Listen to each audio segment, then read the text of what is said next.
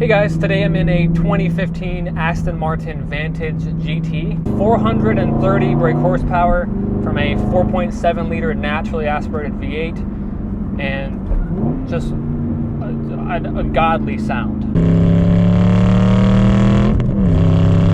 0 to 60 happens in about 4.5 seconds. Speedo goes to 240, which is quite generous. Top speed is actually 190 miles an hour. Brakes are also fantastic as well. Got good pedal feel.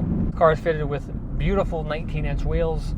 Really, the proportions of this car are just absolutely perfect. This design is almost 15 years old, and it still holds up. A 6-speed manual transmission, very wonderful transmission. Shifts are very smooth, quite short, but very precise. Steering also feels very nice in the corners.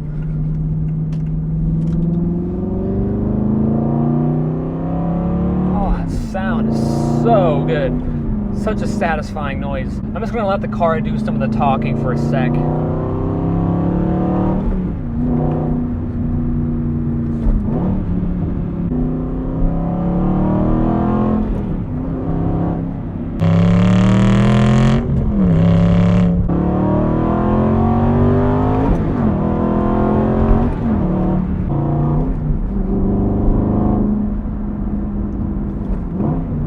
This car, of course, is finished in the Alloro Green exterior, which is a beautiful color. Where it gets a bit controversial for some people is the yellow accents.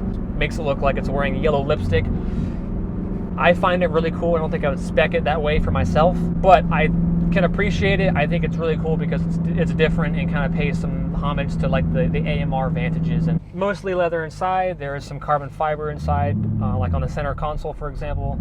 Alcantara headliner as well. Just a very nice place to be. Seats are quite comfortable as well. They have good bolstering, but without being too aggressive. Clutch is quite light. I mean, this is a pretty easy car to drive overall. Downshifts are quite easy. One thing I love most about this car is that it looks so elegant from the outside and just a very beautiful design and almost reserved in a way. Go to start it up, you just are not expecting such an aggressive noise, like such a good noise.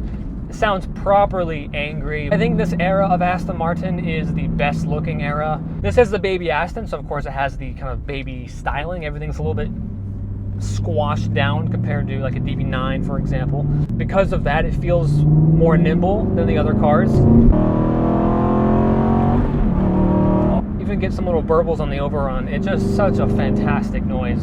Can't help but feel a bit smug knowing how good this car looks. It feels significantly sportier than, say, a DB9. They have such a smooth power delivery, buttery smooth.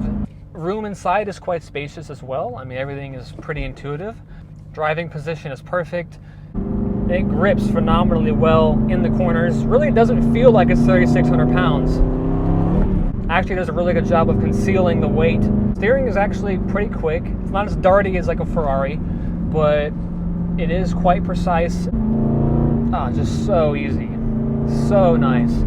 The newer cars do share the engine from the AMG GT. This being one of the last cars with Aston's own engine really gives it that extra sort of charm and just charisma.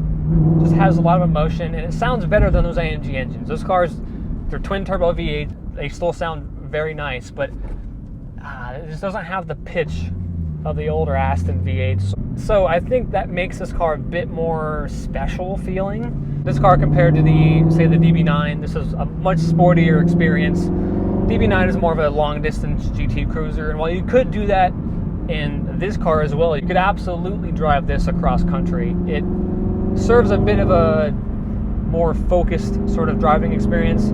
If you have a Ferrari or a Lamborghini, people's jealousy can really shine through. But with an Aston, I feel like that's not really the case. People tend to just really respect these cars and respect you for being in the car. Thank you guys so much for watching. If you enjoyed the video, give it a thumbs up. Subscribe to my channel down below, and I will see you guys in the next one.